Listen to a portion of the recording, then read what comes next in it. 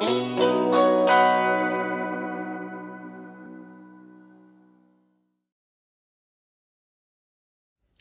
everyone, thanks for joining me for another installment of First Chapter Friday. My name is Lucy and I am really excited to share a book with you today that I just finished reading. It's called Letters from Cuba by Ruth Behar. And this is a historical book. It takes place in the years between 1937 and 1939, and it is a book that is written entirely in letters. The letters are written by a girl named Esther to her sister Malka.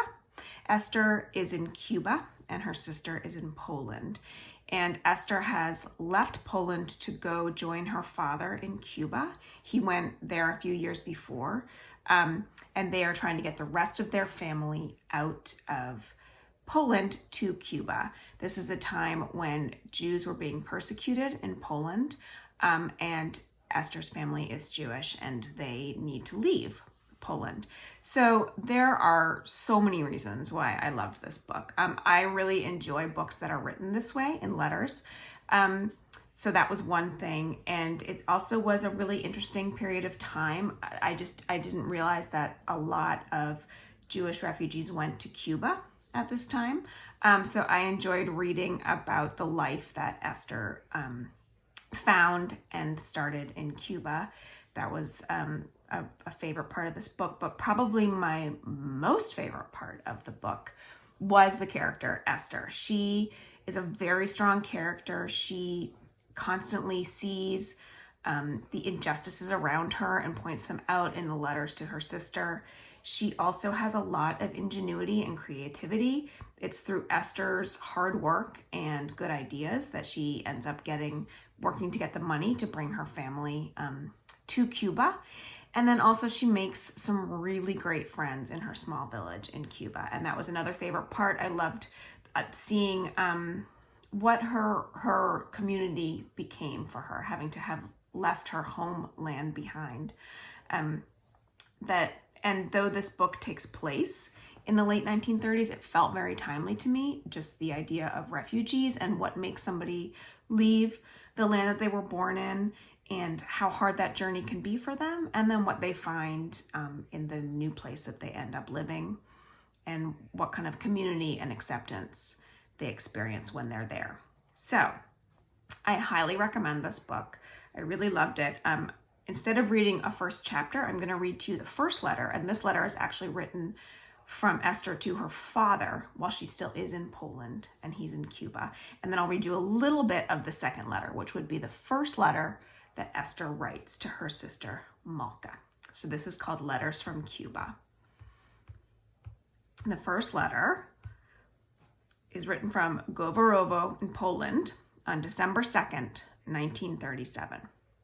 Dearest Papa, I am writing to you out of desperation.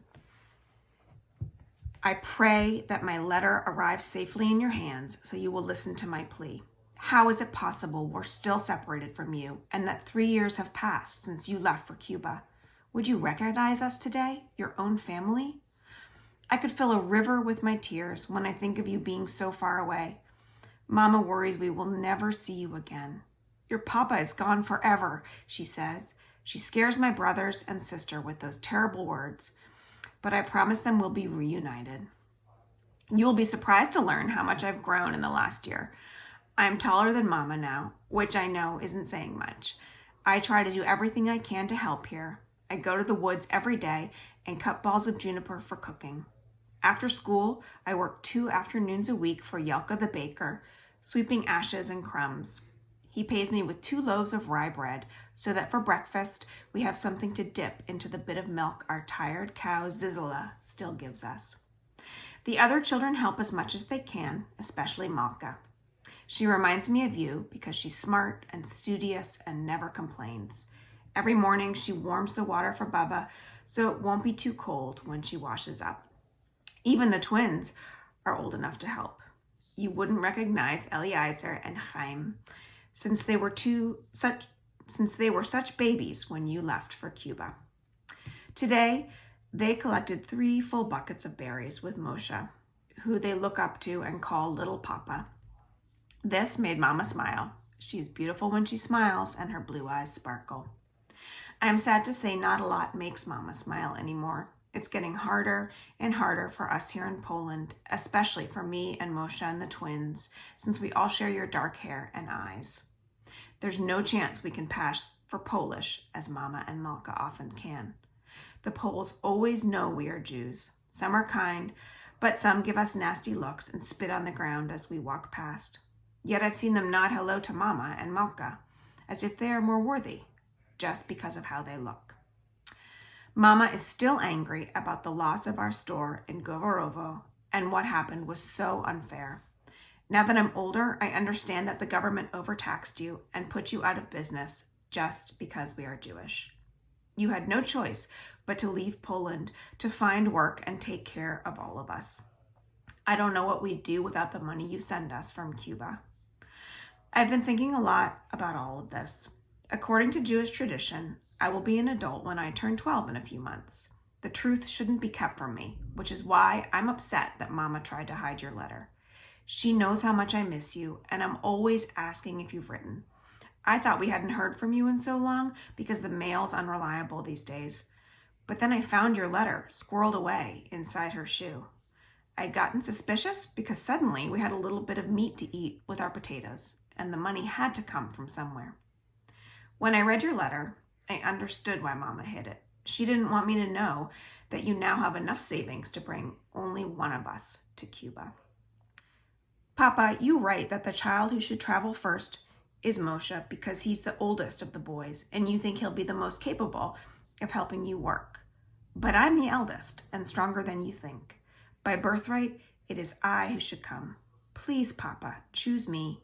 Don't think less of me because I'm a girl. I will help you show Mama that it wasn't a mistake for you to go to Cuba. I promise if you let me be the one to come first, I will work hard and make you proud. I'm eager to see you, dear Papa, and hear your voice. Put your trust in me. I will not disappoint you. Your loving daughter, Esther. On board the ship to Cuba, January 22nd, 1938. Dear Malka, oh, dear sister, I have been on the ship for 3 days and 3 nights, and I still keep pinching myself, unable to believe I'm really on my way to Cuba. Even after I begged, I doubted Papa would choose me. I'm so grateful, but saying goodbye at the train station was the hardest thing I've ever done. The tears in Bubba's eyes left a hole in my heart.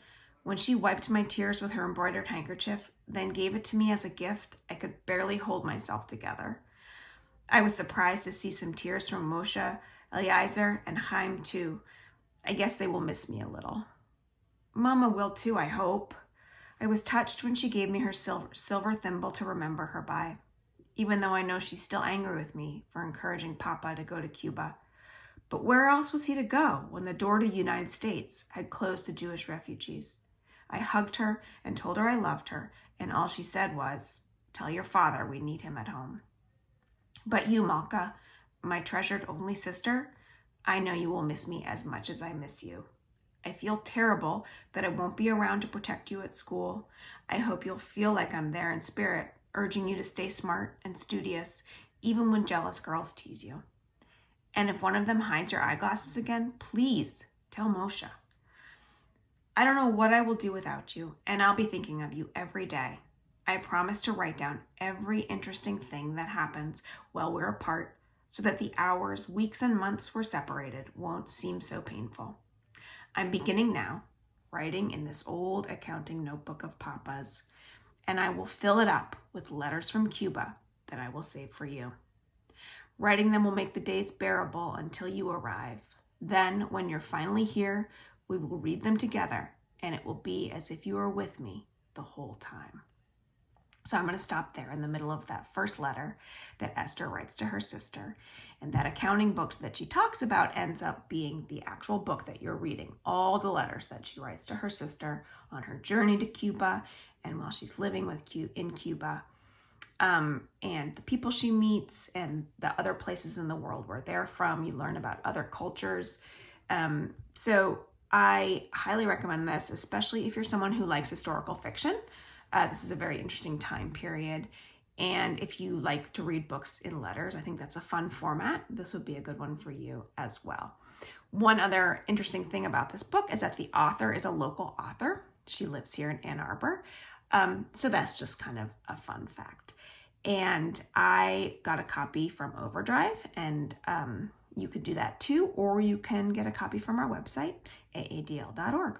So I hope you pick up Letters from Cuba by Ruth Behar. Thanks.